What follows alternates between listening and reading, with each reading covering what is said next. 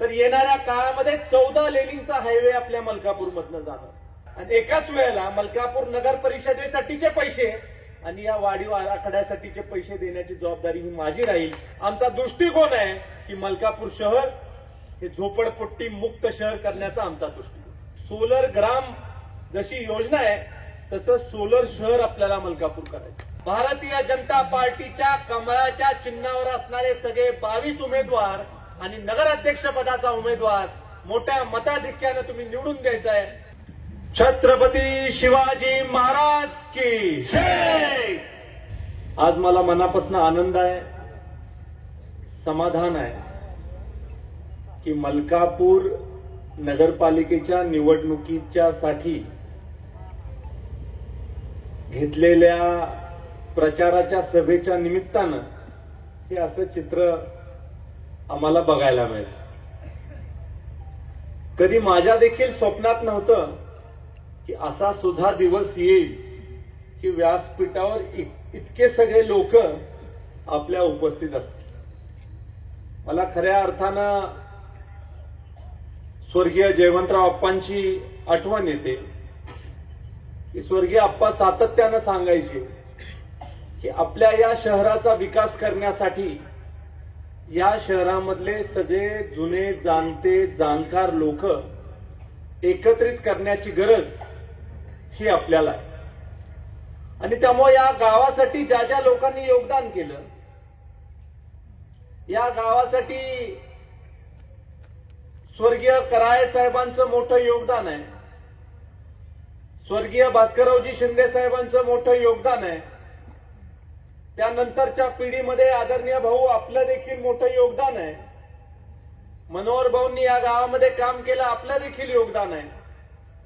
आणि ही जी टीम आपल्याला आज दिसते या सगळ्या टीमचं मोठ्या प्रमाणावर हे शहर घडवण्यामधलं योगदान आहे. मलकापूरची निर्मिती झाल्यानंतर एक गाव म्हणूनच आपल्या गावाची निर्मिती झाली आणि कराड शहरापर्यंत जाताना सुद्धा आपल्याला असं वाटायचं की खूप लांब आपलं गाव आहे. कराड शहरापर्यंत रस्त्याने जाताना कुठलीही लोकवस्ती निर्माण झाली नव्हती. कराड शहराचा बाहेरचा भाग म्हणून संगम हॉटेलला समजलं जायचं की संगम हॉटेल म्हणजे अगदी कराड शहराच्या बाहेर असणारा हा परिसर आहे.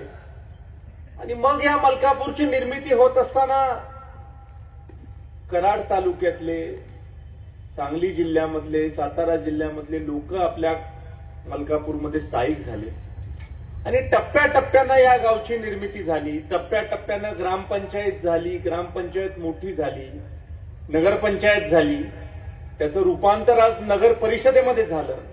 आणि येणाऱ्या काळामध्ये मी आपल्या समोर एक दृष्टिकोन ठेवतो की ज्या झपाट्यानं मलकापूर वाढत चाललेलं आहे, मलकापूर नगर परिषदेचं रूपांतर हे ब वर्ग नगरपालिकेमध्ये येणाऱ्या काळामध्ये होताना देखील आपल्याला दिसेल. आज सुद्धा मलकापूरची लोकसंख्या जनगणना होईल त्यावेळेला 50,000पेक्षा अधिकची लोकसंख्या ही आपल्या मलकापूरची झालेली आपल्याला लक्षात येईल. आणि आज मलकापूरकडे पाहत असताना लोकांचा दृष्टिकोन बदलत चाललेला आहे. बाहेरचे लोक मलकापूरला येतात तर निसर्गरम्य शहर म्हणून मलकापूरकडे पाहतात. आगाशिवाच्या लेण्यांकडे पाहत असताना मलकापूर शहराला या सगळ्या लेण्यांचं मुख्य गाव म्हणून पाहिलं जातं. तसं बघितलं तर पाटण तालुक्याला, कराड तालुक्याला जोडणारं गाव म्हणून आपल्याला पाहिलं जातं. आणि सातारा जिल्ह्याला कोकणाला जोडणारं सुद्धा प्रमुख गाव म्हणून कराड मलकापूरकडेच पाहिलं जातं. असा दूरदृष्टिकोन या शहराकडे पाहताना लोक आता ठेवायला लागलेली आहेत. आज मलकापूरमधून जात असताना बाहेरच्या लोकांना काय दिसतं तर येणाऱ्या काळामध्ये 14 लेनिंगचा हायवे आपल्या मलकापूरमधनं जाणार की 6 लेन या पुलावर असणार आहेत आणि 8 लेन या खाली असणार आहेत. असं 14 लेनिंग हे आपल्या मलकापूरमधून होणार आहे. आणि आज मला तुम्हाला सांगताना आनंद वाटतो की मी नितीनजी गडकरी साहेबांकडे मागणी केलेली आहे की आपल्या कराडला जो पूल आपण दिलेला आहात की पंकज हॉटेल पासून जो पूल अगदी नानलापूरपर्यंत आपल्या जातो त्या पुलाचं सुशोभीकरण करण्यासाठी आम्हाला निधी उपलब्ध करून द्या. आणि या पुलाचं सुशोभीकरण आपण करणार आहे.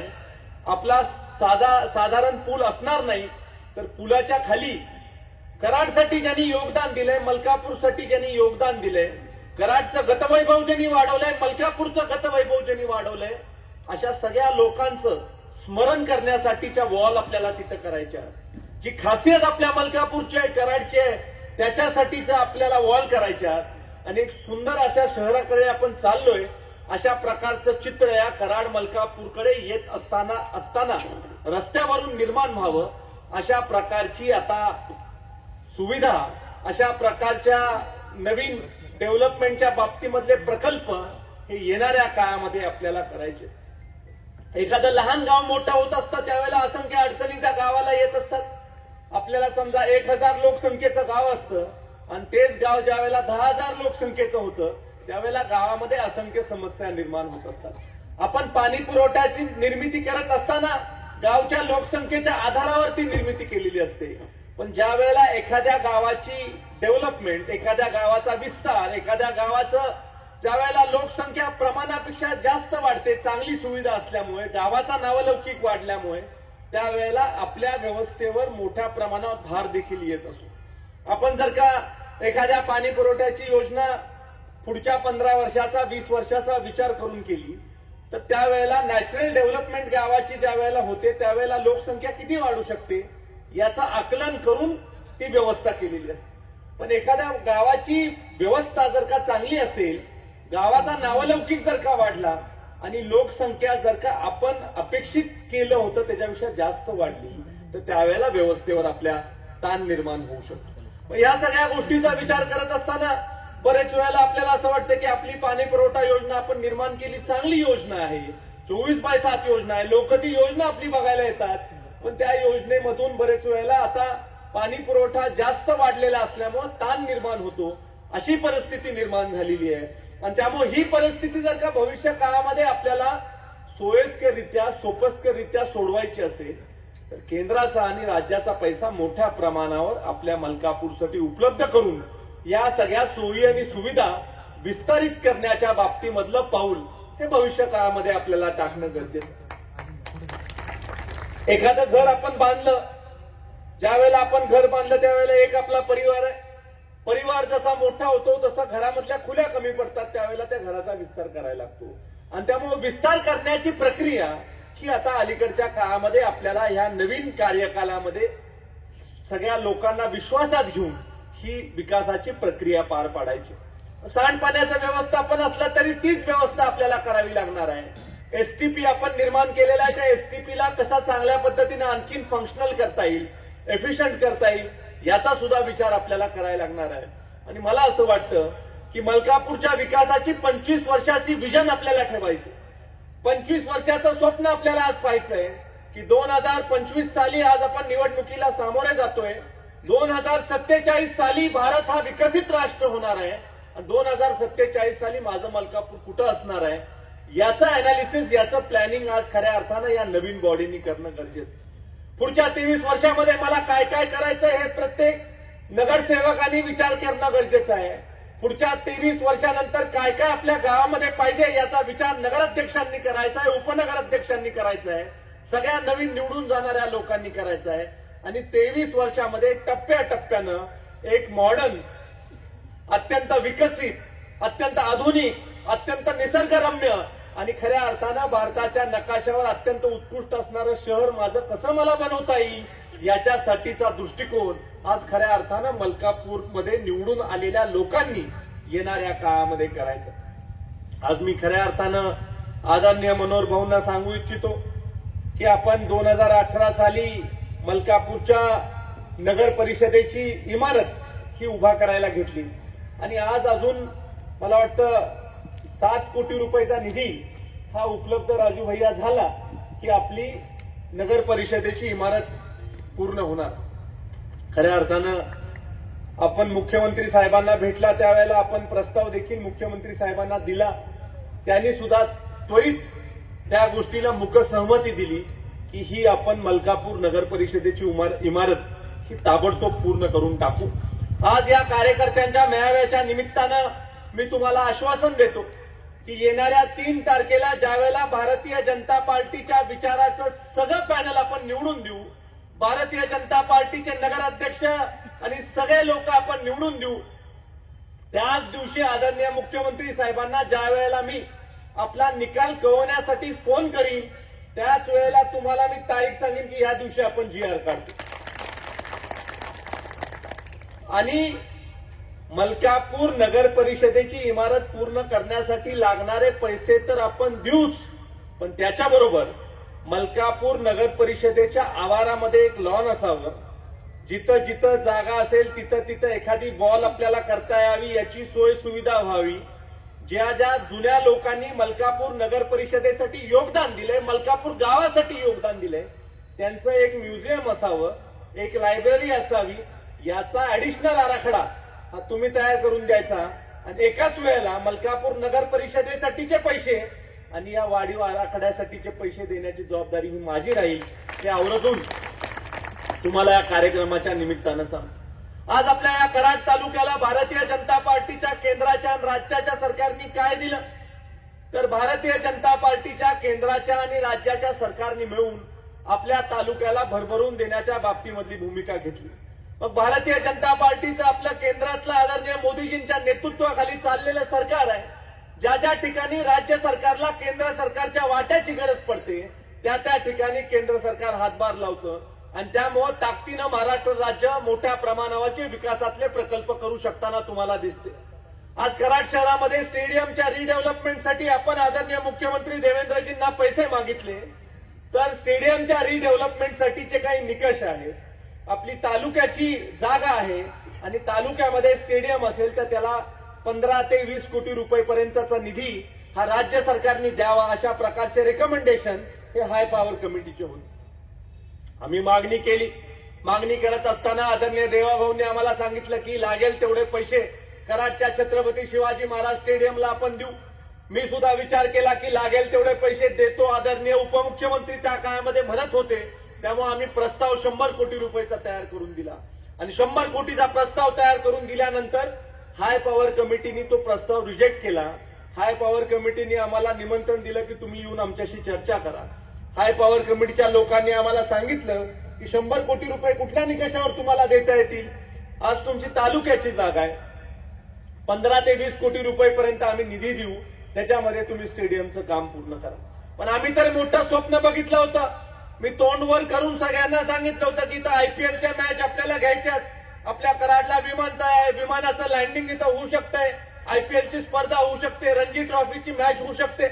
कैलासवासी खशाबा जाधवांचं मूळ गाव म्हणून आपण कराडकडे पाहतो. कैलासवासी खशाबा जाधव हे ऑलिम्पिक वीर आहे. कराडचा एक व्यक्ती, कराडचा एक सुपुत्र हा ऑलिम्पिकसाठी हेल्सिंकीला गेला आणि हेल्सिंकीला जाऊन आपल्या देशाचं नाव मोठं केलं 1950च्या दशकामध्ये. असं आमचं कराड आहे. स्वर्गीय चव्हाण साहेबांची कर्मभूमी असणारं आपलं कराड आहे आणि त्यामुळे आपल्याला मोठ्या प्रमाणावर निधी उपलब्ध होणार आहे. हाय पॉवर कमिटीशी चर्चा केली. हाय पॉवर कमिटीने सांगितलं की हे शक्य नाही आणि जोपर्यंत हाय पॉवर कमिटी क्लिअरन्स देत नाही तोपर्यंत मुख्यमंत्र्यांपर्यंत ती फाईल जाऊ शकत नाही. मी लगेच आदरणीय उपमुख्यमंत्री साहेबांचा त्या काळामध्ये वेळ घेतला आणि देवेंद्रजींना सांगितलं की साहेब मी हा शब्द दिलेला आहे आणि द्यायचा असेल तर मोठा निधी आपल्याला दिला पाहिजे. साहेबांनी स्मितहास्य केलं आणि ताबडतोब हाय पॉवर कमिटीच्या चेअरमनला फोन केला देवाभाऊंनी आणि त्यांनी सांगितलं की अतुल भोसलेंची जी फाईल आहे ती आहे तशी तुम्ही मंजूर करा, त्यात काही क्वेरी काढत बसू नका, यांना मान्यता द्या. आणि त्याच दिवशी हाय पॉवर कमिटीने पुढच्या मिटिंगमध्ये प्रपोजल ठेवण्याचा निर्णय घेतला. पुढच्या मिटिंगमध्ये प्रपोजल ठेवण्यात आलं आणि 96,50,00,000 रुपयाची मंजुरी हाय पॉवर कमिटीने दिली. आणि भाऊ खरी वस्तुस्थिती आहे की 96,50,00,000ची मंजुरी कागदोपत्री नाही, तर पहिला हप्ता 10 कोटी रुपयाचा दिला आणि या स्टेडियमच्या सगळ्या वॉल्स या डेमॉलिश करून जोरानं वेगानं काम तिथं त्या स्टेडियमचं चालू आहे. आणि तुम्हाला आज मी सांगतो की पुढच्या 1 वर्ष 2 महिन्यामध्ये, एक्झॅक्टली 1 वर्ष आणि 2 महिन्यामध्ये कराडचं छत्रपती शिवाजी महाराज स्टेडियम पूर्णत्वाकडे गेलेलं तुम्हाला दिसेल. इतक्या वेगानं आणि गतीनं काम हे कराडच्या छत्रपती शिवाजी महाराज स्टेडियमचं चालू आहे. 133 कोटी रुपयाचा निधी PWD खात्याच्या माध्यमातून रवींद्र चव्हाण साहेबांच्या माध्यमातून या मतदारसंघामध्ये दिला. महाराष्ट्रामधला एकमेव असा मतदारसंघ आहे ज्या मतदारसंघामध्ये प्रमुख जिल्हा मार्ग 220 किलोमीटरचे आम्ही केलेले आहेत. 220 किलोमीटर रस्ते असे आहेत जे प्रमुख जिल्हा मार्ग आपण केलेले आहेत. अहो, फार दूर कशाला जायचं? ज्या ज्या गावामध्ये प्रमुख जिल्हा मार्ग बसत नाही त्या त्या गावाची कनेक्टिव्हिटी आम्ही इतर जिल्ह्याशी दाखवण्यासाठी खूप मोठी प्रयत्नाची परिकष्टा करून त्या त्या गावामध्ये प्रमुख जिल्हा मार्ग निर्माण करण्याच्या बाबतीमधलं काम हे मागच्या कालावधीमध्ये आपण केलेलं आहे. आपल्या कराड तालुक्यामध्ये हॅमचा रस्ता हायब्रिड अॅन्युटी प्रोग्रामच्या माध्यमातून आपण रस्ता दिला. हायब्रिड अॅन्युटी मेंटेनन्सच्या माध्यमातून कुसूरपासून दोंडेवाडीपासून ते रेल्वे कारखान्यापर्यंत शेनोलीपर्यंतचा रस्ता 4 लेनिंग करण्यासाठी 250 कोटी रुपयाचा निधी मागच्या कालावधीमध्ये राज्य सरकारच्या माध्यमातून देण्याचं काम देखील आपण केलं. आपण सगळ्यांनी मिळून मला मागणी केली की मलकापूरमधल्या रस्त्यांसाठी पैसे उपलब्ध करून द्या. मलकापूरमधल्या रस्त्यांसाठी 20 कोटी रुपयाचा निधी हा मागच्या कालावधीमध्ये आपण उपलब्ध करून दिला आणि काही ठिकाणचे रस्ते तर पूर्ण देखील झालेले आहेत. अगदी भाऊ तुमच्या स्टार इंग्लिश मीडियम स्कूलच्या समोरच्या रस्त्याचं उद्घाटन हे मागच्या कालावधीमध्ये रस्ता पूर्ण झालाय, त्याचं उद्घाटन देखील आम्ही पूर्ण केलेलं आहे. काही ठिकाणचे अजित काका तुम्हाला माहिती आहे रस्त्याची भूमिपूजन सुद्धा मागच्या कालावधीमध्ये आपण घेतलेले आहेत. अनेक ठिकाणच्या रस्त्याची भूमिपूजन झालेली आहेत आणि काही ठिकाणची कामं मात्र पूर्ण झालेली देखील आपल्याला दिसतात. मलकापूर शहर हे खऱ्या अर्थानं स्वर्गीय जयवंतराव अप्पांची कर्मभूमी होती.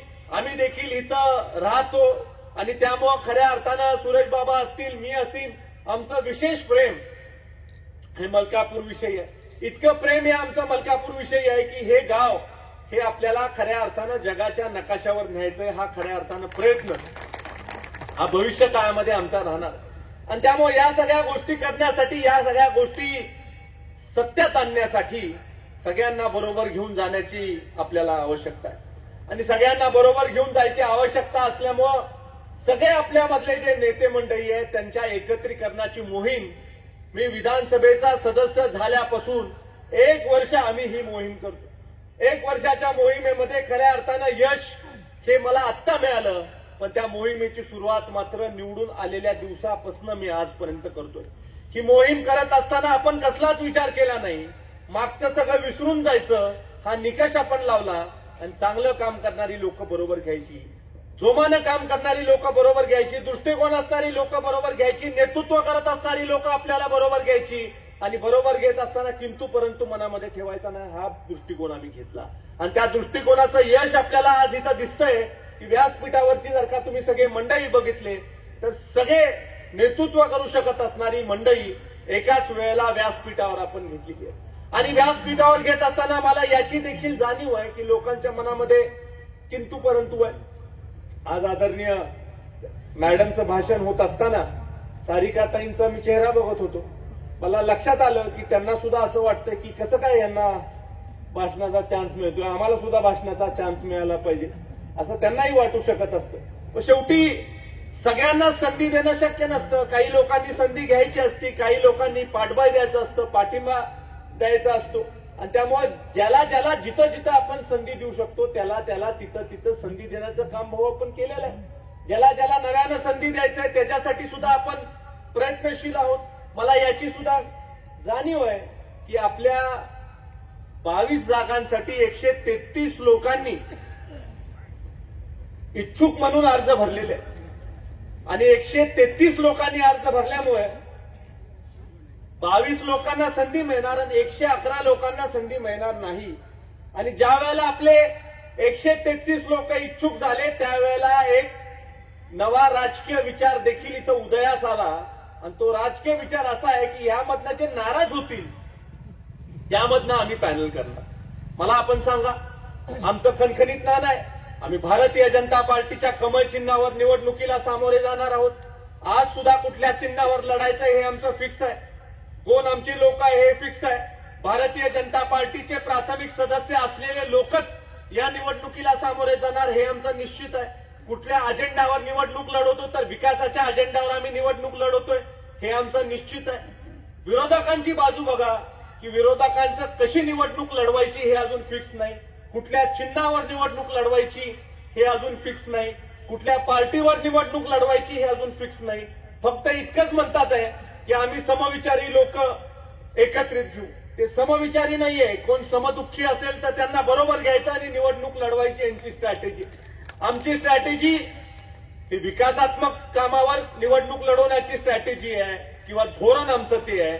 आमचा दृष्टिकोन आहे की मलकापूर शहर हे झोपडपट्टी मुक्त शहर करण्याचा आमचा दृष्टिकोन. आमचा प्रयत्न राहणार आहे की ज्या वेळेला आम्हाला लोकसत्ता देतील त्यावेळेला पहिल्यांदा आपण मलकापूरच्या झोपडपट्टीचं निर्मूलन करण्याचा संकल्प हा घ्यायचा. आणि तो संकल्प घेत असताना कोल्हाटी समाजाचे माझे भाऊ बहीण असतील, दांगड समाजाचे माझे भाऊ बहीण असतील, जे आगाशीनगरच्या झोपडपट्टीमध्ये राहिलेले लोक आहेत त्या लोकांना घेऊन पहिल्यांदा आपण मुख्यमंत्र्यांबरोबर बैठक करायची. त्यांचे प्रतिनिधी घेऊन मुख्यमंत्र्यांबरोबर बैठक करायची. आणि आदरणीय देवाभाऊंना मी एवढंच सांगणार आहे की साहेब, सगळे निकष बाजूला ठेवून आपण सरकारच्या निकषामध्ये बसवून हा प्रकल्प कसा पूर्ण करायचा हे बघू. अनेक निकष आहेत, त्या निकषामध्ये कसं बसवायचं हे आपणच आम्हाला सांगा. आपणच अधिकाऱ्यांना बरोबर घ्या आणि अधिकाऱ्यांना निर्देश द्या की ही माझी योजना पूर्ण झाली पाहिजे. खऱ्या अर्थानं आपल्या झोपडपट्टीची निर्मिती झाली त्यावेळची लोकसंख्या कदाचित कमी असेल. आज लोकसंख्या वाढलेली आहे. आज समस्या आहे तुमच्या समोर. आज तिथं राहणारी लोक समजा 140 कुटुंब होती पूर्वी, 20 वर्षापूर्वी. तिथं आज 500 कुटुंब आहेत. मग 140 पासून 500 पर्यंत तुम्ही कशा प्रकारे लोकांना अकोमोडेट करणार हे देखील तुम्हाला ठरवावं लागेल, विचार करावा लागेल. सरकारने समजा एखादा निकष त्यांच्या नियमावलीमध्ये घातला असेल, त्या निकषामधून आपल्याला हा मार्ग कसा काढता येईल याच्यासाठी सुद्धा तुम्हाला विचार करावा लागेल. आणि हे सगळं कधी शक्य होईल तर मुख्यमंत्र्यांचा हात आपल्या डोक्यावर असला तरच या गोष्टी शक्य होतील.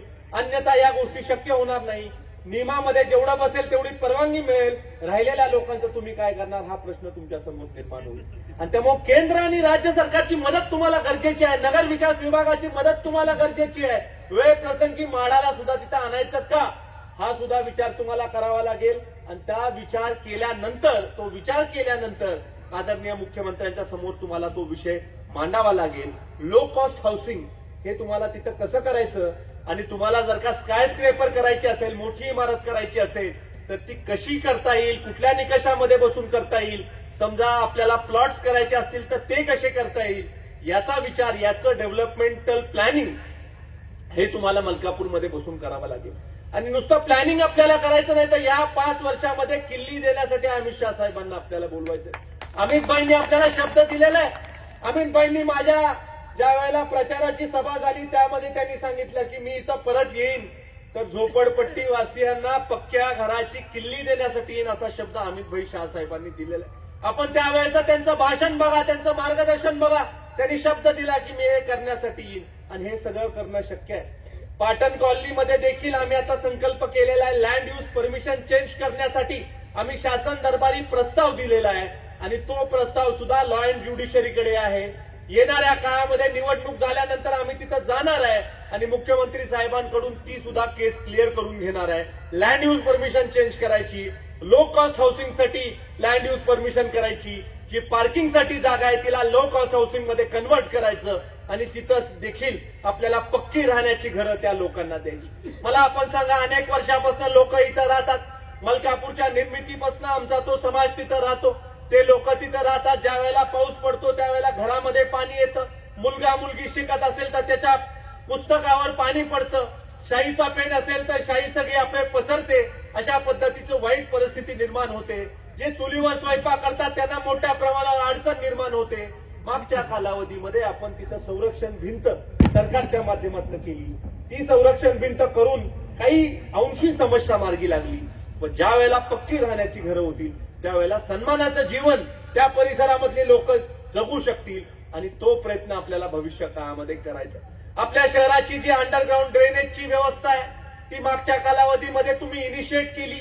ती व्यवस्था 2047 सालापर्यंत लोकसंख्या गावची किती होणार, गावामध्ये किती एरिया डेव्हलपमेंटसाठी अवेलेबल आहे, आपल्याला एअरपोर्टचे नियम किती लागू होतात, त्या एअरपोर्टच्या नियमाप्रमाणे किती उंचीचं बांधकाम आपल्याला करता येतं, भविष्य काळामध्ये जे जुने बांधकाम आहे त्याचं रिडेव्हलपमेंट झाल्यावर किती लोकसंख्या वाढेल आणि ती लोकसंख्या वाढल्यानंतर आपल्या गावाला नेमकी व्यवस्था किती मोठी लागेल याचं नियोजन करून आपल्याला त्या योजनेला पैसे आणणं गरजेचं आहे.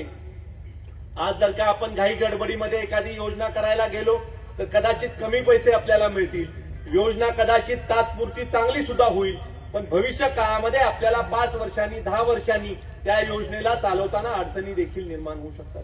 आपली आजची जी योजना आहे ती अत्यंत आधुनिक आणि चांगली करण्यासाठीचा प्रस्ताव शासन दरबारी आपल्याला सादर करणं गरजेचं आहे. आपली आत्ताची 24/7 योजना चांगली आहे, ती आणखीन चांगली करण्यासाठी किती पैसे लागतील, एसटीपीच्या योजनेसाठी किती पैसे आपल्याला लागतील, अंडरग्राऊंड ड्रेनेजची गटरची योजना अत्यंत आधुनिक करण्यासाठी आपल्याला किती पैसे लागतील, याचा एकत्रित प्रस्ताव तयार करणं गरजेचं आहे. उंडाळे प्रादेशिक पाणी पुरवठा योजना आम्ही चालू करणार या सरकारच्या कार्यकालामध्ये, हे आज मी घोषित करतो. मी आदरणीय गुलाबराव पाटील साहेबांबरोबर बैठक केली आणि मी सांगितलं की स्वर्गीय विलास काकांनी ही योजना उंडाळे प्रादेशिक पाणी पुरवठा योजना निर्माण करण्याचं स्वप्न बघितलं. ती योजना त्यांच्या आणि आदरणीय पृथ्वीराज चव्हाण साहेबांच्या कार्यकालामध्ये पूर्ण होण्यापर्यंत ती आली, पण ती योजना कधी चालू झाली नाही.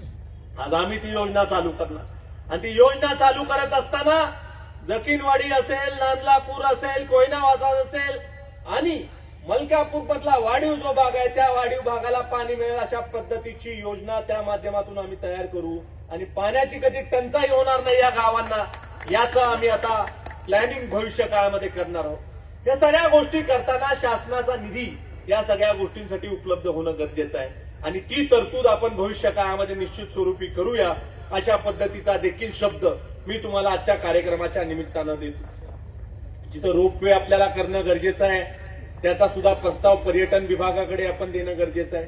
आगाशिवाचा टेबल लँडच्या बाबतीमध्ये आपली चर्चा झाली, रोपवे तिथं करणं गरजेचं आहे, त्यांनी पर्यटन वाढू शकतं. त्याला फार मोठा पैसा देखील लागत नाही, त्याला काही फार एकदम 1000 कोटीचं बजेट लागत नाही, याला फक्त नियोजनबद्ध प्लॅनिंगची गरज आहे आणि परमिशनसाठी फॉरेस्ट विभागाच्या परमिशन्स असतील, नगर विकास विभागाच्या परमिशन्स असतील आणि टुरिझम मधून पैशाची तरतूद कशी करून घेता येईल याच्यासाठीचा प्रयत्न आपल्याला करणं गरजेचं आहे. आज आपण पर्यटन विभागाच्या माध्यमातून ट्रायल म्हणून रेखऱ्याला 1.5 कोटी रुपयाचा निधी घाटासाठी उपलब्ध केलेला आहे की त्या 1.5 कोटीमधनं घाटाचं सुशोभीकरण आपण हाती घेतोय. मागच्या कालावधीमध्ये आम्ही 50 लाख रुपये निधी उपलब्ध केला आणि नंतर आम्हाला लक्षात आलं की हे 50 लाखात भागत नाही, त्यामुळे आणखी निधी उपलब्ध आपण तिथं केला. 1.5 कोटी रुपयाचा निधी आपण आता तिथं उपलब्ध केलेला आहे आणि त्याच्यामधून आपण एक थोडीशी ट्रायल घेत आहोत की नदीकाठी जी गाव आहेत त्या गावाला जो घाट आहे त्या घाटाचं सुशोभीकरण आपल्याला कसं करता येईल, तिथं टुरिझम कसा आपल्याला प्रमोट करता येईल. आज आपल्या मलकापूर गावामध्ये किती सारे मंदिर आहेत, मला सांगा किती मंदिर आहेत भाऊ गावामध्ये? छोटी छोटी मंदिर आहेत. बिरोबा मंदिर आहे आपलं, सातत्यानं तिथं आपण मागणी करतोय. लक्ष्मी देवीचं मंदिर आहे, डोंगराई देवीचं मंदिर आहे, असे छोटी छोटी मंदिर आहे. मग ह्या मंदिरांचा पुनर्विकास करण्यासाठीचा आराखडा हा आपण कधी केला का? तो आराखडा आपल्याला करणं गरजेचं आहे. हा आराखडा आपण केल्यानंतर आपल्याला लक्षात येईल की असंख्य लोकांचं पुण्य हे राज्यकर्त्यांना मिळेल. असंख्य लोक माता भगिनी सणावाराचं तिथे येतात आणि ज्यावेळेला त्यांना चांगली व्यवस्था मिळते त्यावेळेला ते चांगल्या प्रकारचा कृपा आशीर्वाद हे राज्य सत्तेमध्ये असणाऱ्या लोकांना देतात. तर या सगळ्या नवीन संकल्पना आहे. शहराचा अर्बन प्लॅनिंग हा खूप मोठा विषय आहे. अर्बन प्लॅनिंग करणाऱ्या मोठ्या मोठ्या एजन्सीज आहेत. आपण कराडचा अर्बन प्लॅनिंग करण्यासाठी एक एजन्सीला इन्व्हाइट केलं. त्या एजन्सीनी एक 400 पानाचं पुस्तक तयार करायला घेतलंय. ते मी कराडकरांच्या समोर येणाऱ्या काळामध्ये मांडणार आहे की अर्बन प्लॅनिंग आपल्या शहराचं कसं केलं पाहिजे. इतकं नावलौकिक असणारं आपलं शहर आहे, पण आपल्या शहराला एलिव्हेटेड नेकलेस रोड करण्याचं फक्त स्वप्नच आपण आजपर्यंत बघितलं. पण आज या आमच्या कार्यकालामध्ये आम्ही तो प्रस्ताव शासन दरबारी सादर केला आणि त्याचा एस्टिमेट करण्याचे आदेश आदरणीय मुख्यमंत्री देवाभाऊंच्या नेतृत्वाखाली पीडब्ल्यूडी खात्याला देण्यात आले की विटा रस्त्याला आपल्या हायवे पासून जोडणारा एलिव्हेटेड नेकलेस रोड जो कराडच्या हद्दीमधून जाईल किंवा कराडच्या नदीकाठाला लगत जाईल, आपल्या प्रीतीसंगम बागेपासून जाईल, अशा पद्धतीच्या नेकलेस रोडचं एस्टिमेट करण्याचे आदेश हे मागच्या कालावधीमध्ये करण्यात आले. आज कराड शहरामध्ये ट्रॅफिकचं कंजेशन आहे. मलकापूरमध्ये देखील मला असं वाटतं की हा रस्ता मागच्या कालावधीमध्ये सार्वजनिक बांधकाम मंत्री चंद्रकांत दादा पाटील असताना आपण पूर्ण करून घेतला अशाच पद्धतीनं ट्रॅफिक डिकंजेशन करण्यासाठी आपल्याला काय करावं लागेल याचा सुद्धा प्लॅन आपल्याला भविष्य काळामध्ये करावा लागेल. आज आपण जर का बघितलं तर डीमार्टच्या परिसरामध्ये ट्रॅफिक जॅम मोठ्या प्रमाणावर होताना आपल्याला दिसतो, कारण आपल्या हायवेचं काम पूर्ण झालेलं नाही. भविष्य काळामध्ये काम ज्या वेळेला हायवेचं पूर्ण होईल त्यावेळेला सर्व्हिस रोडच्या प्लॅनिंगची सुद्धा आपल्याला योजना करावी लागेल की सर्व्हिस रोडचं सुशोभीकरण, सर्व्हिस रोडच्या बाजूचे जे कॉरिडॉर्स आहेत त्याचं सुशोभीकरण करण्याचं सुद्धा आपल्याला प्लॅनिंग भविष्य काळामध्ये करावं लागेल. अनेक अशी गावं मतदारसंघामधली मी करायची योजलेली आहेत की गावामध्ये एक सुद्धा गल्ली, एक सुद्धा बोळ असं ठेवायचं नाही जिथं कॉन्क्रिटीकरण झालेलं नाही. मी ग्रामीण भागामध्ये योजना काढलेली आहे की जेवढे तुमचे पानंद रस्ते आहेत तेवढे सगळे पानंद रस्ते पूर्ण करून टाकायचे. मला सांगताना इथं तुम्हाला आनंद होतो की कासार शिंद्यासारखं गाव पानंद रस्त्यासाठी 2,40,00,000 त्या गावाला दिलेत आणि सगळे पानंद रस्ते पूर्ण करून टाकले. एकूण एक पानंद रस्ता पूर्ण करून टाकलाय. आपल्याही गावामध्ये तुम्ही बघा, त्याचं प्लॅनिंग करा, मॅप घेऊन बसा गावाचा विकास विस्तार कुठल्या बाजूने होतोय याचं नियोजन तुम्ही करा. आज ढेबेवाडीकडे जाणाऱ्या रस्त्यावर आता आपला जो विस्तार होतोय इमर्सन पासून किंवा जिथपर्यंत तुमची हद्द आहे तिथं नवीन डेव्हलपमेंट होताना तुम्हाला दिसणार आहे. जिथं जिथं कोयनावाचा हद्दीपर्यंत जिथं जिथं मलकापूरकरांची जागा आहे किंवा मलकापूर नगर परिषदेच्या मालकीची जागा आहे तिथं तिथं रिडेव्हलपमेंट मोठ्या प्रमाणावर होणार आहे.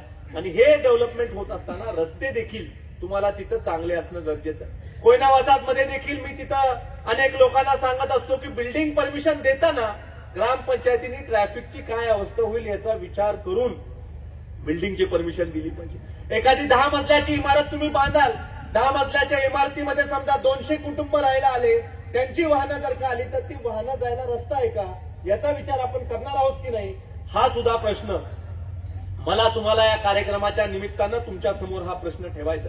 आणि त्यामुळं अनेक असंख्य माझ्या मनामध्ये कल्पना आहेत, ज्या कल्पना आपल्याला मलकापूरमध्ये राबवायच्या आहेत. सगळ्यात महत्वाचा विषय जो या मलकापूरमध्ये राबवणं तुम्हाला गरजेचं आहे, सोलर ग्राम जशी योजना आहे तसं सोलर शहर आपल्याला मलकापूर करायचं. आणि हे सोलर शहर करत असताना, सोलर सिटी करत असताना प्रत्येक घराच्या वर सोलर पॅनल असले पाहिजेत, प्रत्येक बिल्डिंगच्या वर सोलर पॅनल असले पाहिजेत. आणि केंद्र सरकारची जी योजना आहे त्या योजनेमधनं सबसिडी एकूण एक माणसाला मिळवून देण्याच्या बाबतीमधला प्रयत्न तुम्ही आणि आम्ही सगळ्यांनी मिळून करणं अत्यंत गरजेचं आहे. मला वाटतं की जे आपल्या गावामधलं सांडपाणी आहे त्या सांडपाण्यावर प्रक्रिया केल्यानंतर ते सांडपाणी एवढं शुद्ध पाहिजे की त्या सांडपाण्याचा वापर हा गावामधल्या गार्डनिंगसाठी किंवा गावामधल्या ओपन स्पेसेसच्या डेव्हलपमेंटसाठी आपल्याला करायचा. आम्ही इथं कृष्णा विश्वविद्यापीठामध्ये एक नवीन योजना केलेली आहे. त्या योजनेच्या माध्यमातून एक चांगल्या प्रकारचं आपण एसटीपी तयार केलेली आहे आणि त्या एसटीपीच्या माध्यमातून ज्या पाण्याची निर्मिती होते त्या निर्मितीमधून आपण सगळ्या गार्डनिंगसाठी लागणाऱ्या पाण्याची तरतूद केलेली आहे. झिरो लिक्विड डिस्चार्जची देखील कल्पना भविष्य काळामध्ये आपल्याला चांगली कशी राबवता येईल ही बघितली पाहिजे. आणि मलकापूर शहराचा विकास होत असताना ओपन स्पेसेस डेव्हलपमेंट किंवा ओपन स्पेसेसला आपण पैसे उपलब्ध नगर उत्थानमधून किंवा नगर विकास विभागाच्या योजनेमधनं उपलब्ध करून आपण त्याची सुद्धा डेव्हलपमेंट करण्याच्या बाबतीमध्ये आपण विचार केला पाहिजे. कराड शहराला आपण नगर विकास विभागाच्या माध्यमातून पैसे 10 कोटी रुपये उपलब्ध करून दिले विशेष वैशिष्ट्यपूर्ण योजनेमधनं. आणि आज इथं सांगताना मला समाधान वाटतंय की मंगळवार पेठेमधली जी ओपन स्पेस आहे त्याला 2.5 कोटी रुपये आता आपल्या या महायुतीच्या सरकारच्या माध्यमातून आपण उपलब्ध करून दिले. याचं देखील नोंद मी या कार्यक्रमाच्या निमित्तानं निश्चित करू इच्छितो. या सगळ्या गोष्टी जरी खऱ्या असल्या तर तुमचा इंटरेस्ट कशात आहे हे मला 100% माहिती आहे. आणि त्यामुळं साहजिक आहे या सगळ्या गोष्टी आपल्या मनामध्ये येणार. नवीनला संधी मिळणार का जुन्याला संधी मिळणार. आम्ही इतके वर्ष तुमच्या बरोबर काम केलं, ज्या वेळेला तुमची एवढी हवा नव्हती त्यावेळेला आम्ही सगळी ओझी तुमची उचलली आणि आज तुमची हवा झाल्यानंतर तुम्ही दुसरंच काहीतरी करताय अशी समस्या, अशी शंका ही असंख्य लोकांच्या मनामध्ये उपस्थित होते. बरेच वेळेला राजकारणामध्ये काम करताना पुढं मागं सरकायची तयारी ही कार्यकर्त्यांनी ठेवली पाहिजे. ज्या वेळेला मी आदरणीय मनोहर भाऊंना मुख्यमंत्री साहेबांपर्यंत भेटायला घेऊन गेलो त्यावेळेला त्यांनी तिथली परिस्थिती बघितली की मुख्यमंत्री महोदयांच्या केबिनमध्ये 80 आमदार होते. 80 आमदार होते आणि एक भाऊ होते, असे 81 लोक त्या केबिनमध्ये होते. आणि शिवेंद्र बाबा आणि मी सुद्धा काही वेळ आम्ही थांबावं आम्हाला लागलं आणि थोडी गर्दी कमी झाल्यानंतर व्यवस्थित आमची भेट तिथं झाली. त्यामुळे आज काम करत असताना प्रत्येक कार्यकर्त्यांनी स्वतः मनामध्ये हा विचार केला पाहिजे की ज्या वेळेला आपली संघटना मजबूत होत असते, ज्या वेळेला आपली पार्टी मजबूत होत असते, ज्या वेळेला आपल्याला चांगलं काहीतरी जीवनामध्ये साध्य करायचं, त्यावेळेला थोडं पुढं मागं सरकायची सोय ही आपण स्वतःसाठी करून ठेवली पाहिजे, किंवा थोडं पुढं मागं सरकायची मानसिकता आपण केली पाहिजे. सगळ्या गोष्टी पूर्वी होत्या तशाच आता होतील अशी अपेक्षा करणं आज इष्ट होणार नाही. ज्या वेळेला आपण कमी संख्येने असतो, उदाहरणार्थ आपण नेहमी गाडीचं उदाहरण देतो की गाडीमध्ये 4च लोक असतात, त्यावेळेला छोट्या गाडीने सुद्धा आपलं पुरे होतं. ज्या वेळेला लोक वाढतात त्यावेळेला आपण थोडी मोठी गाडी घेतो, ज्यावेळेला त्याच्यापेक्षा लोक वाढतात त्यावेळेला मिनी बस घेतो, ज्यावेळेला त्याच्यापेक्षा लोक वाढतात त्यावेळेला आपण मोठी बस घेतो, ज्यावेळेला बसच्या टपावर माणसं बसतात त्यावेळेला रेल्वे करतो, रेल्वे मोठी झाल्यावर त्याला डबे वाढवतो. आता अशी परिस्थिती आहे की डबे वाढवायची पूर्ण अधिकार पक्षाने मला दिलेले आणि त्यामुळे पाहिजे तेवढे आपण डबे वाढवू, डब्यामध्ये व्यवस्थित तुम्हाला बसवतो, तुम्ही त्याची काळजी करू नका, तुम्ही मनामध्ये शंका आणू नका की डबे वाढवतोय, 4 डबे 5 करू, 6 करू, 7 करू, जागा कमी पडणार नाही. तुमच्या मानसन्मानाला कुठं धक्का पोहोचणार नाही याची जबाबदारी माझी राहील. फक्त तुमच्या मनामध्ये जर का चुकीच्या शंका यायला लागल्यासारख्या, उदाहरणार्थ एखादा ग्लास आहे, ग्लासमध्ये पाणी आहे, मग पाणी निम्मा ग्लास भरलेला आहे का निम्मा मोकळा आहे, हा बघण्याचा दृष्टिकोन हा ज्याचा त्याचा असतो.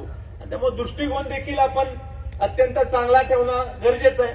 बरेच वेळेला नवीन माणूस बरोबर दिसला की काही जुन्या लोकांना असं वाटू शकतं की आता असं कसं काय झालं, आम्हीच होतो आजपर्यंत आणि आता नवीन माणूस दिसायला लागलेला आहे. नवीन माणसांच्या मनामध्ये शंका येते की सारखं बाबा कानात जुन्या माणसाच्या बोलतात, आपल्याविषयी तर बोलत नाहीत ना, असं नवीन माणसाला वाटू शकतं. तर अजिबात काळजी करू नका. कानामध्ये शक्यतो एकमेकाविषयी मी काही सांगत नाही, सांगायचं असेल तर समोरासमोर सांगतो. आपल्याला लांबचा पल्ला गाठायचा, राजकारणामध्ये समाजकारणामध्ये येणारे 25 वर्ष आपल्याला काम करायचं. एखाद्या कार्यकर्त्याला मी जर का खोटं बोललो तर तो ते लक्षात ठेवेल आणि आज नाही पण 5 वर्षानंतर काढेल, 10 वर्षानंतर काढेल. आपल्याला ते होऊ द्यायचं नाही. एखादी गोष्ट शक्य नसेल तर प्रामाणिकपणे मी तुम्हाला सांगितलं की ही गोष्ट आज शक्य नाही, पण एक ना एक दिवस आपण ती गोष्ट शक्य करू. योग्य वेळेला योग्य मार्गाने योग्य लोकांना योग्य संधी मिळत असते. आपण नेहमी सहनशील होण्याच्या बाबतीमधला सल्ला हा कार्यकर्त्यांचा ऐकला पाहिजे, नेत्यांचा ऐकला पाहिजे. आदरणीय अटल बिहारी वाजपेयींनी ज्या वेळेला सुरुवात केली त्यावेळेला 2च खासदार निवडून आले होते. 1980 साली ज्यावेळेला भारतीय जनता पार्टीचे 2 खासदार निवडून आले होते त्यावेळेला त्यांना हिनवायचे हम दो हमारे दो. आणि ज्या वेळेला अटलजी आपल्यामधनं निघून गेले त्यावेळेला अटलजींच्या अंत्ययात्रेला 14 मुख्यमंत्री अटलजींच्या बाजूने चालत होते आणि ह्याला यश म्हणतात की तो विचार त्यांनी त्यावेळेस पेरला आणि तो पेरल्यानंतर मग अनेक वर्षानंतर ज्या वेळेला अटलजींनी निरोप घेतला या पृथ्वीचा त्यावेळेला 14 मुख्यमंत्री आजूबाजूला चालत होते. आणि हे खरं संघटनेचं यश आहे, विचाराचं यश आहे. अंधेरा हटेगा कमल खिलेगा त्या काळामध्ये त्यांनी म्हटलं आणि चिखलामध्येच कमळ उगवतं हे सुद्धा त्या काळामध्ये असंख्य भारतीय जनता पार्टीच्या राष्ट्रीय स्वयंसेवक संघाच्या लोकांनी सांगितलं. आणि त्यामुळे याच्यामधून आपल्याला एकच गोष्टीचा बोध घेतला पाहिजे की सारखा स्वार्थ साधून देखील आपल्याला चालणार नाही. थोडं पुढं मागं सरकून आपण राहिलो तर चांगल्या प्रकारे आपल्याला बांधणी करता येईल. बरेच वेळेला निवडणुकीमध्ये रागाच्या पोटी आपण एखादं पाऊल उचलतो आणि ते पाऊल उचलल्यानंतर आपल्याला लक्षात येतं की हे पाऊल आपण चुकीचं उचललंय. पण ज्या वेळेला लक्षात येतं की पाऊल चुकीचं उचललंय तोपर्यंत वेळ निघून गेलेली असते. त्यामुळे पाऊल उचलण्याच्या आधी 10 वेळा आपण विचार करणं अत्यंत गरजेचं आहे. बरेच वेळेला माझ्या देखील जीवनामध्ये असे प्रसंग आले की त्या प्रसंगाच्या निमित्तानं मला वाटायचं की आपण हे उचललं असतं पाऊल तर योग्य झालं असतं, कदाचित हे पाऊल उचललं असतं तर आपण यशस्वी झालो असतो. पण योग्य गोष्टीला योग्य वेळ येणं गरजेचं असतं.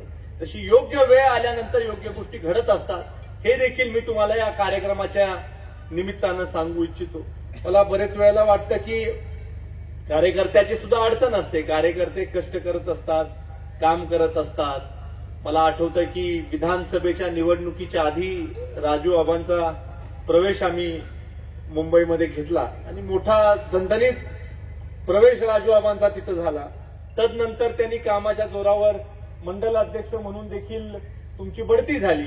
मंडलाध्यक्ष म्हणून देखील तुम्ही अत्यंत चांगल्या प्रकारे काम केलं आणि ज्या वेळेला असं वेळ निर्माण आली किंवा असा प्रसंग निर्माण आला की आता आणखीन आपल्याकडे काही मोठे नेते मंडळी जुळणार आहे, आता भाऊ आपलं देखील विचार बदललेले आहेत आणि आपण देखील भारतीय जनता पार्टी बरोबर येणार आहात, त्यावेळेला काही वेळेला असंही मला वाटतं की आम्हाला काही वाटलं असेल, कदाचित मनामध्ये बोलले नाहीत कधी मला, पण काही मनामध्ये आलं असेल आबाच्या, पण तुम्ही मान्य केलं पाहिजे सगळ्यांनी, कार्यकर्त्यांनी. आदरणीय पत्रकार बांधवांना मी राज की बात सांगतो की आम्ही ह्यांना सगळ्यांना समजवलं आणि समजवल्यामुळे बघा सगळ्यांना व्यवस्थित आम्ही बसवलं. कुठंही घरामध्ये भांड्याला भांडं लागणार नाही याच्यासाठी आम्ही इन्सुलेशन केलं आणि त्यामुळे एकमेकाशी कुठं वादविवाद होणार नाही याच्यासाठीचा प्रयत्न मी केला. त्यांना पण घेऊन बसलो, त्यांना देखील समजून सांगितलं. बरेच वेळेला राजकारणामध्ये अशा गोष्टी होतात की काल आपण निवडणूक एकमेकाच्या विरोधात लढवली, आज लगेच आपण एकत्र व्हायचं, तर कसं एकत्र व्हायचं? कार्यकर्ते आपले ऐकणार का? ज्या वेळेला तुम्ही कार्यकर्त्याला समजून सांगाल त्यावेळेला तो कार्यकर्ता ऐकेल. कार्यकर्त्याला ज्या वेळेला तुम्ही समजून सांगाल की अरे आपल्या गावासाठी आपल्याला करायचंय, आपल्या नेत्यासाठी आपल्याला करायचंय, आपल्या पार्टीसाठी आपल्याला करायचंय, भविष्यकाळात हा फायदा होणार आहे आपल्या गावाचा, ही समजूत आपण काढाल त्यावेळेला या गोष्टी बदलतील. आणि समजूत काढणं कठीण काम आहे, मला माहित आहे की समजूत काढणं किती कठीण आहे. आता या 133 मध्ये किती घाम माझा निघणार आहे यांना समजवता हे माझं मला माहित आहे. आणि त्यामुळं आपण एक नवीन सिस्टीम आता इथं राबवत आहोत की दिवसा लोक भेटायची, रात्री 10 पासून 12 पर्यंत फोन घ्यायचे आणि 12 पासून 4 पर्यंत वेलकम. कोणीही फोन करा, कारण ते सिरियसली घ्यायचं नसतं. सकाळी तो पण विसरलेला असतो, आपण पण विसरून जातो. त्यामुळे रात्री जास्त 10 नंतर येणारे फोन मी फार सिरियसली घेत नाही. आणि त्यावेळेला मनामधल्या लोक गोष्टी सांगत असतात, जुन्या गोष्टी सांगत असतात. मला हे माहित आहे की काहीच नव्हतं या गावामध्ये त्यावेळेला, अनेक लोक होते. आमचे कुठे आहेत बाळासाहेब गाडगे पहिल्यांदा माझ्याकडे आले, त्यांनी मला सांगितलं की गावात आपल्याला सुरुवात करायची आहे. त्यांच्या माध्यमातून त्यावेळेला 2007-8 या वेळेला आपण सुरुवात थोडी केली आणि त्यावेळेला कार्यकर्त्यांना नौखं होतं सगळं आणि तेव्हापासून आजपर्यंत बराच आपला प्रवास झालाय. पण शेवटी एक गोष्ट देखील लक्षात घेतली पाहिजे की आपण 2008ला वागत होतो तसं 25 साली वागायला लागलो तर नाही ना चालणार. आपण सत्तेमध्ये नसताना जसं वागत होतो तसं सत्तेमध्ये आल्यानंतर वागून नाही चालणार. सत्तेमध्ये नसताना आपण ज्या आक्रमकतेने वागत होतो, सत्तेमध्ये आल्यावर ती आक्रमकता आपल्या गावच्या भल्यासाठी आपण वापरली पाहिजे. हा दृष्टिकोन तुम्ही ठेवणं गरजेचं आहे. हेच मी तुम्हाला या कार्यक्रमाच्या निमित्तानं हेच विचार तुमच्या समोर ठेवण्यासाठी मी इथं आलेलो आहे. बरेच वेळेला मला देखील या गोष्टीची जाणीव आहे की अनेक लोकांचा याच्यामध्ये निवडणुकीच्या निमित्तानं जी इच्छुक मंडळी आहेत विशेषतः त्या लोकांचा याच्यामध्ये कधी कधी निराशा देखील होण्याची शक्यता असते.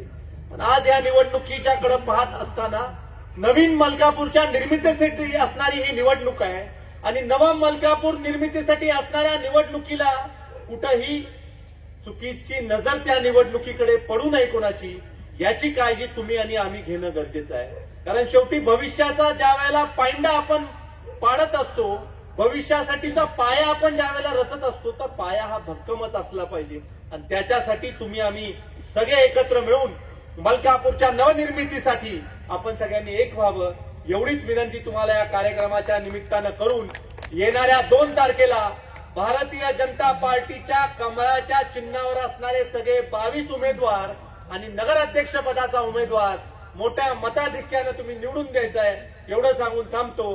जय हिंद, जय महाराष्ट्र.